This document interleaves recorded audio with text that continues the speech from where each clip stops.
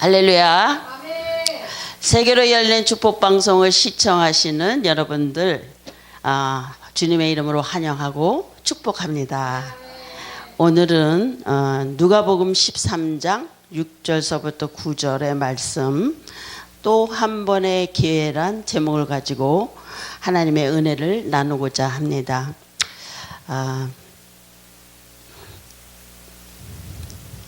여러분, 킹 제임스 버전, 킹 제임스 성경 잘 아시죠? 예, 그 성경은 킹 제임스 왕이 영국에서 번역한 성경책인데, 어느 날 제임스 왕의 정치에 반기를 든 죄수를 사형에 처하고자 했어요. 그래서 언도를 내리려고 했는데, 그 죄수가 왕이 자기가 번역한 성경을 굉장히 프라우드, 자랑스럽게 여기는 것을 알았기 때문에, 왕이시여, 제가 죽기 전에 당신이 번역한 성경 한 번이라도 읽고 죽게 해주시옵소서, 이렇게 간청을 했더니 왕이 참 기특하게 생각해서 허락했어요. 그래서 며칠 후에 왕이 가서 성경을 다 읽었느냐 그랬더니 그 죄수가 하는 말이, 아니요, 아직 다 못 읽었습니다. 그래서 좀 기다려줬어요. 또 며칠 후에 왕이 가서 이제는 다 읽었느냐 그랬더니, 아닙니다, 아직 다 못 읽었습니다. 갈 때마다 똑같은 대답이었어요. 그래서 왕이, 아니 왜 이렇게 진도가 늦냐 하고 물었더니 그 죄수가 하는 말이, 이 말씀이, 성경이 너무 좋고 말씀에 깊이가 있어서 제가 매일 한 절씩 읽고 깊이 묵상을 하는 바람에 이렇게 늦어지고 있습니다. 왕이 감동을 받았어요. 그래서 그 사형수를 면제시켜 주었답니다. 할렐루야. 아마도 이 죄수는 계속 그렇게 하나님 말씀을 읽다가 예수를 만나고 영혼의 구원까지 받았으리라 믿습니다. 이 이야기처럼 우리네 그 파란만장한 인생 속에서 찾아온 좋은 기회를 잘 활용하는 것도 참으로 중요한 일이지만, 우리 내면의 변화와 영적으로 성숙할 수 있는 그 기회를 우리가 잘 포착해서 손용하는 것이 큰 은혜요, 큰 축복이라고 생각합니다. 이 면제받은 사형수처럼 죄와 허물로 죽을 수밖에 없는 우리를 하나님의 크신 사랑과 우리 주 예수 그리스도의 그 놀라운 구속의 은혜로 우리가 구원받았을 뿐만 아니라 새 사람으로 살아갈 수 있음에 우리는 말로 다 감사함을 표할 수 없습니다. 그러나 이렇게 하나님의 놀라운 구속의 은혜는 하나님의 정권적인 은혜예요. 그렇지만 구원받은 이후 성도의 그 열매 맺는 삶은 바로 우리 구원받은 사람들의 각자의 노력이고 또 각자의 몫이기도 합니다. 예수님은 이 사실을 오늘 본문의 한 비유를 통해서 잘 가르쳐 주고 있습니다. 이 말씀을 우리가 간략하게 요약을 해서 말씀드리자면, 어떤 사람이 포도원에 한 그루에 무화과 나무를 심었어요. 그런데 열매가 열리지 않는 거예요. 3년 동안 계속 주인이 찾아가서 열매를 구했지만 나무는 열매를 맺지 못했습니다. 그래서 어느 날 그 주인이 정말 화가 나서 가원주에게 말하기를, 내가 3년 내내 와서 가시를 찾았건만 열매를 맺지 못했으니까 이제는 찍어 던져 버리라. 어찌 땅만 버리느냐. 이렇게 역정을 냈더니 그 가원주기가 참 이 무화과 나무를 사랑했기 때문에 포기할 수가 없었어요. 그래서 leave it alone this year too.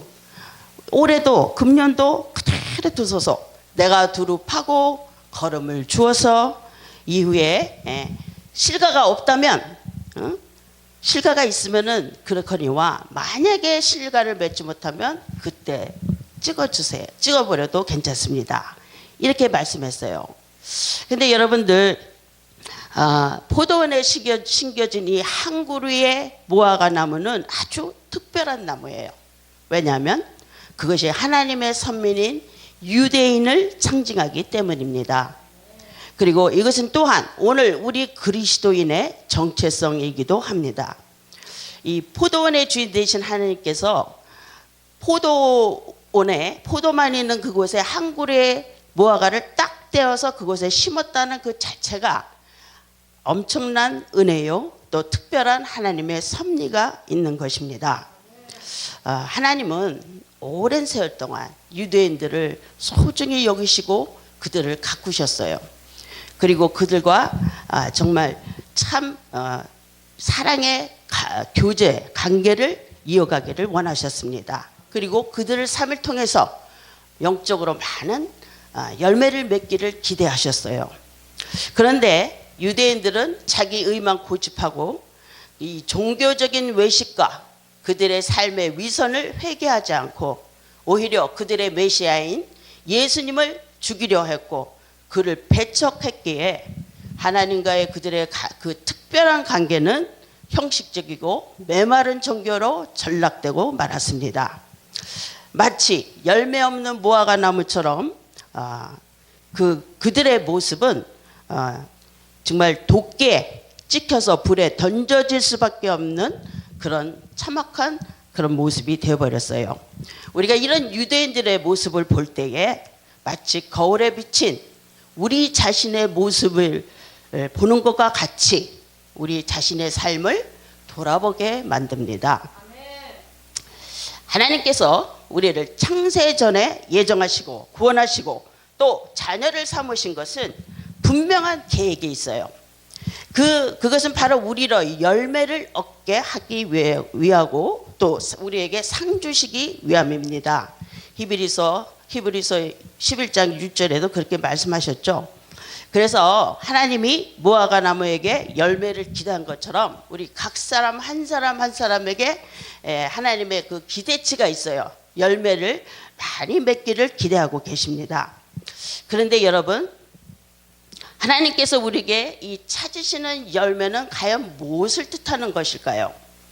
우리가 이 본문 전에 누가복음 13장 1절서부터 5절을 보면 어떤 유대인들이 예수님께 와서 예수여, 빌라도가 어떤 갈릴리 사람들을 죽여가지고 그들의 피를 섞어서 제사를 드렸어요 하고 고자질을 했습니다. 또 실로암의 망대가 무너져가지고 18사람이나 죽임을 당했습니다. 이렇게 자기들이 그들보다 죄가 덜한 것처럼 그렇게 말했을 때 예수님께서 이 사람들이 해를 당한 것은 너희들보다 죄가 더 많아서 당한 건 아니야. 너희들도 회개하지 않으면 다 이와 같이 망하리라. 이렇게 말씀하신 것을 말씀하시고 나서 이 비유를 드셨어요. 그래서 우리가 문맥상으로 볼 때는 하나님이 찾으시는 열매는 회개와 회개에 합당한 열매를 찾으시는 것이라고 생각합니다. 그래서 이 마찬가지로 주님은 오늘 우리에게 하나님과의 어그러진 관계를 바로잡기 위해서 회개를 요구하시고 또 회개에 합당한 열매를 요구하십니다. 두 번째로 우리 하나님이 찾으시는 열매는 성령의 열매라고 갈라디아서 5장 22절서부터 23절에서 가르쳐주고 있어요. 오직 성령의 열매는 사랑과 희락과 화평과 오래 참음과 자비와 양성과 충성과 온유와 절제이니 이렇게 가르쳐주고 있죠. 그런데 이 성령의 열매는 우리 내면에서만 맺어지는 열매가 아니고 바로 우리 영적인 삶과 또 현재 우리 육체적인 이 삶과 사역에서도 나타나야 되는 것입니다. 에베소서 5장 9절에는 빛의 열매는 모든 착함과 의로움과 진실함에 있느니라고 말씀했듯이 우리 성도의 삶에는 빛의 열매가 나타나야 한다고 또한 가르쳐주고 있습니다. 우리는 과연 성도로서 세상과 구별된 거룩한 삶을 살고 있는지, 그냥 가지만 무성해서 그럴듯하게 보이면서 열매가 없어서 주님께 책망받았던 그 길가의 무화과 나무와 같은 모습은 아닌지요? 혹시 본문의 무화과 나무처럼 오랜 세월 동안 우리가 신앙생활을 했어도 아무런 열매도 주님께 드릴 수 없는 그런 부끄러운 삶이 아닌가. 진실로 주님 앞에서 우리의 모습이 어떠할지 다시 점검해 보는 시간이길 바랍니다. 사실 본문에는 무화과 나무가 왜 열매를 맺을 수 없었는지에 대한 명확한 지적이 없어요. 그러나 분명한 것은 열매가 없음이 이 외부의 조건이나 환경 또 돌봄의 부족이 있어서가 아니에요. 우리가 8절을 통해서 깨달을 수 있듯이 Actually this fig tree has met all the good conditions to produce the good fruits. 그러니까 이 무화과 나무는 모든 환경의 조건이 열매를 맺기에 가장 적절하게 갖춰졌다고 우리는 볼 수가 있습니다.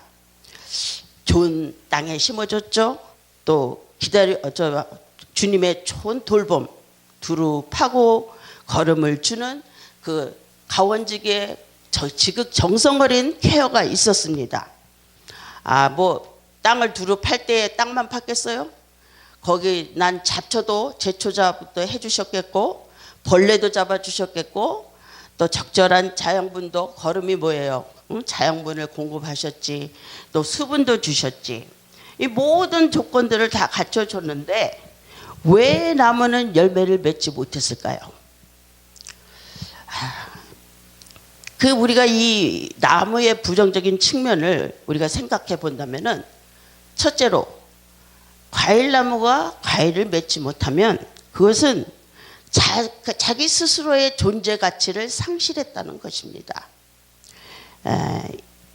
예를 들어서 우리 신앙인들이 하나님의 자녀답게 살지 못하고 맡은 바 사명의 직무유기를 한다면 우리 자신의 그 존재 가치를 상실한 거나 마찬가지예요. 그리고 사람에게나 하나님께도 인정받지를 못할 것입니다. 목사가 목사답지 못하고 장로가 장로답지 못하고 집사가 집사로서의 섬길 줄 모르고 또 우리가 받은 사명에 충성하지 않고 하나님의 그 부르심에 합당한 열매를 맺지 못하면 우리는 존재 가치를 잊어버리게 되는 것입니다.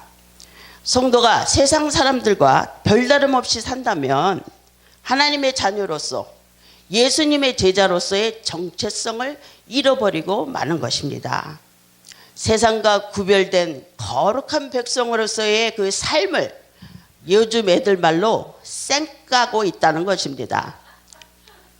또 다른 문제는 나무가 쓸데없이 자리만 차지하고 있어요. 그래서 땅만 버리고 있습니다.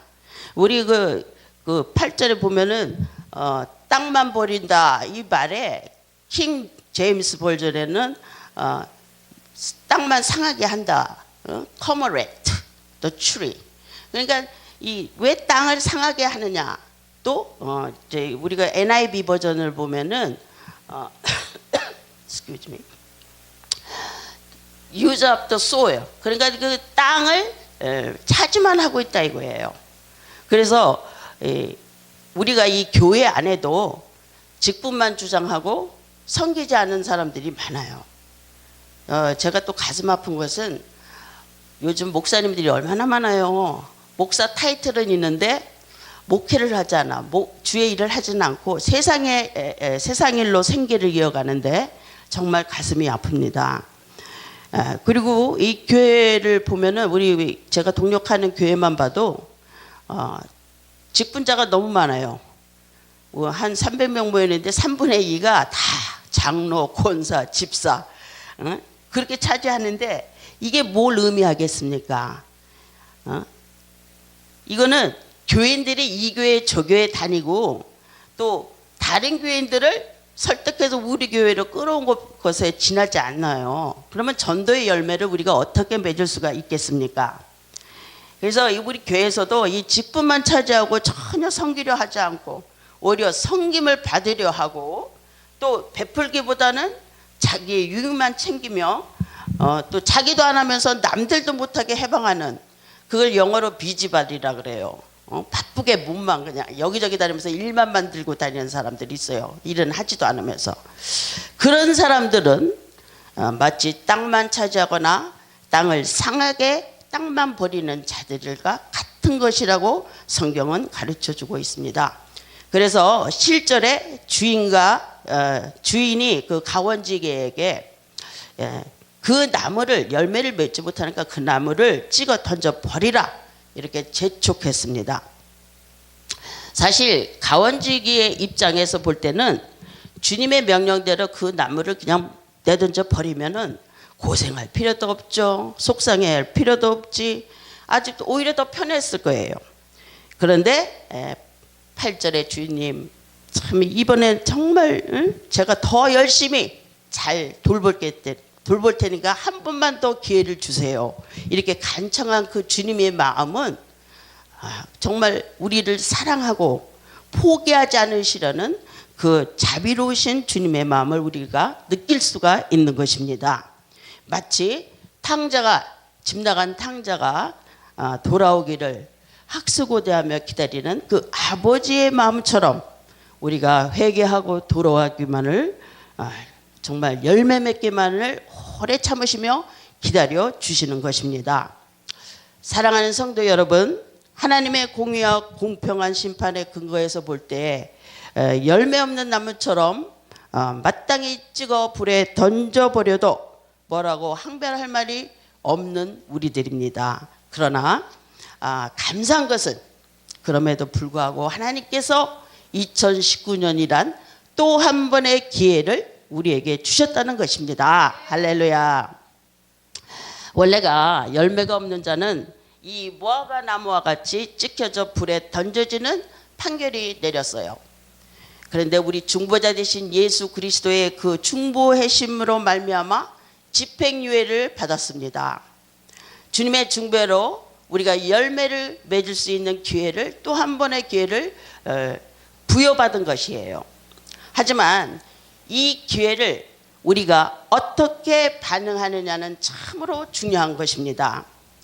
그 주어진 기회를 잘 선용한다는 것은 지금까지 열매 없었던 삶의 방향과 목표를 성령의 열매를 맺는 쪽으로 바꾸는 것입니다.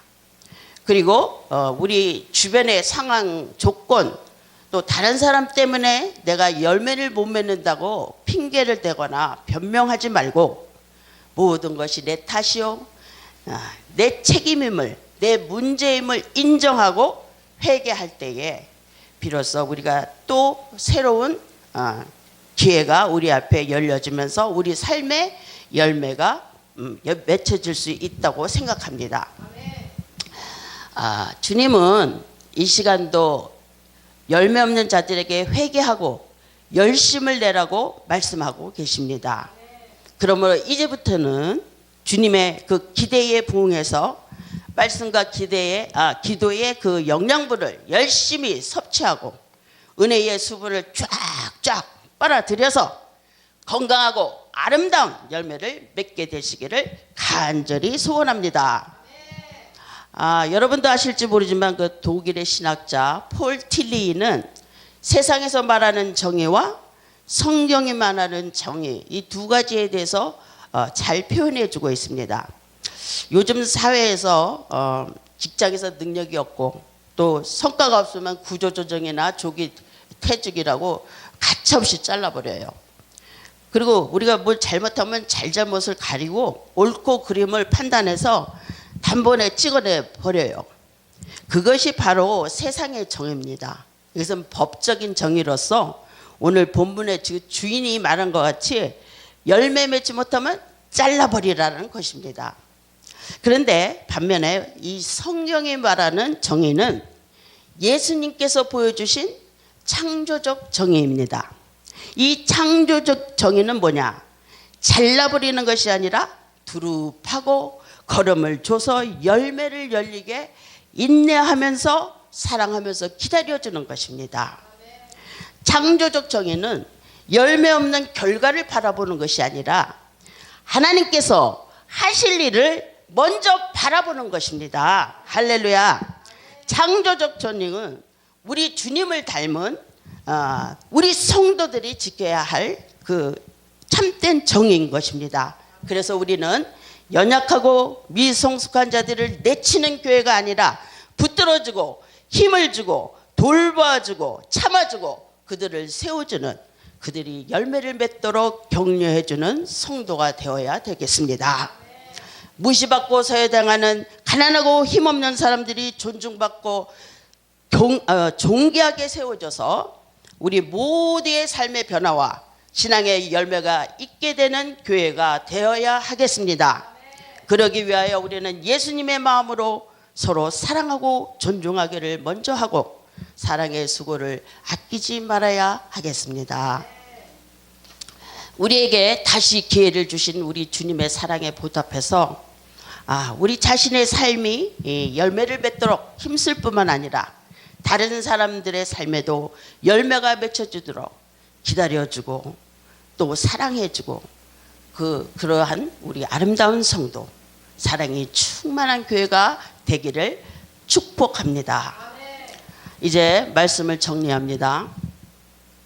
예수님께서 오늘 말씀하신 이 비유는 그 당시 유대인들뿐만 아니라 오늘 우리 그리스도인들에게도 다가올 심판을 준비해서 회개할 것과 성도의 삶에 합당한 열매를 맺으라는 중요한 메시지를 담고 있습니다. 비록 지금은 열매 없는 자들이라도 우리 주님의 중보자 되신 예수님이 오래 참고 기다려 주시지만 이 하나님의 인내도 영원히 지속되지는 않습니다. 우리 9절에서 볼 듯이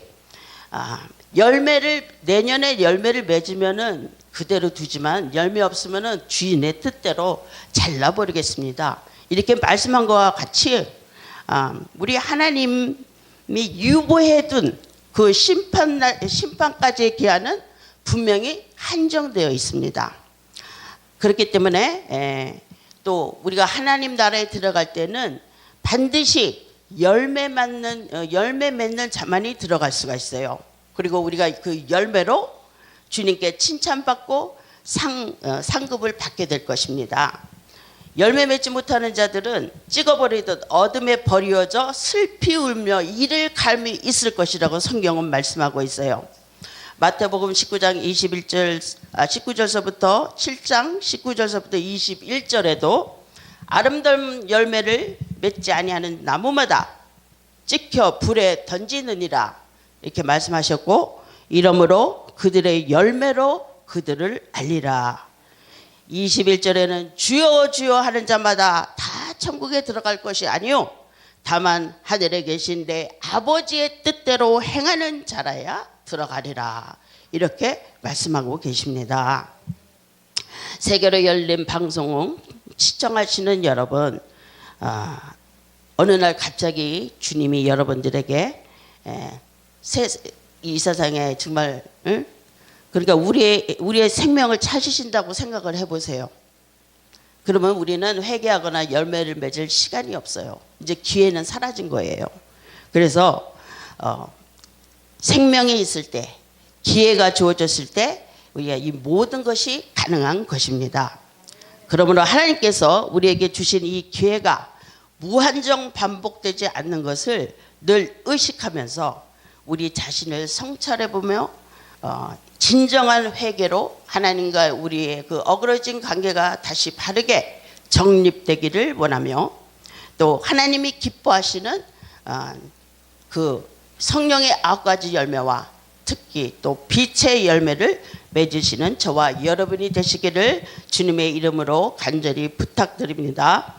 특히 아까도 말씀드린 것 같이 사랑과 희락과 화평과 오래 참음과 자비와 영성과 충성과 온유와 절제, 이 성령의 9가지 열매가 우리 안에 또 우리 삶 속에 더욱 주렁주렁 많이 열려서 하나님을 기쁘시게 할 뿐만 아니라 우리 이웃도 우리 믿음의 공동체도 기쁘게 해드리는 저와 여러분이 되시기를 주님의 이름으로 축원합니다. 아멘.